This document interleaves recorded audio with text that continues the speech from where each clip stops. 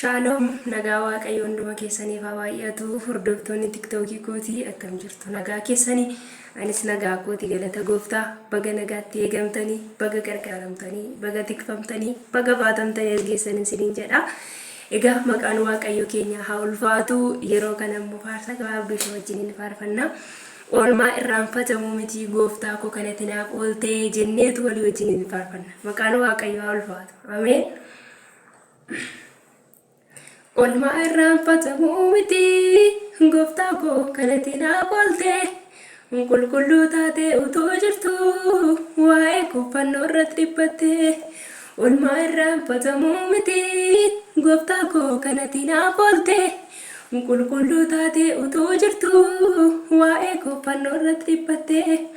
Keedhamee nagatti waan hin baasu gaalataan ol qabamii malee. Gaalataan ol qabamii malee, gaalataan ol qabamii malee, gaalataan ol qabamii malee. Gochi koo gocha kee ni qixxaatu gaalataan ol qabamii malee, gaalataan ol qabamii malee.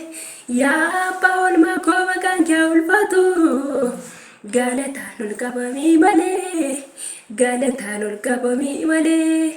Keen irraanfadhu matumaan dagadhu utuuti naan duunee silaa jireenya argadhu. Duutee du'a mootee kaatee naaf jireenya laatte. Yaaddo maaliin qabaa lubbuun koosiin birmaduu baate. Oolmaa irraanfatamuu miti gooftaa koo kanatti naaf oolte.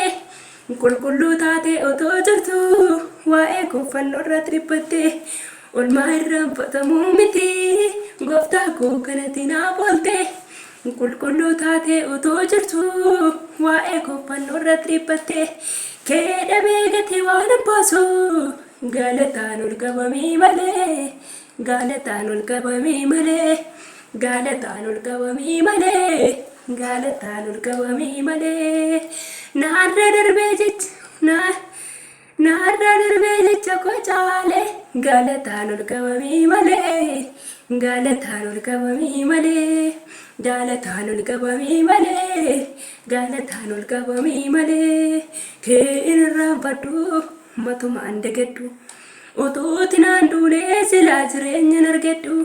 Duutee du'a mootee kaatee naaf jireenya laatte.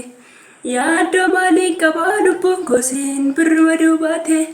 Oolmaa irraanfatamuu miti gooftaa koo kanatti naaf oolte.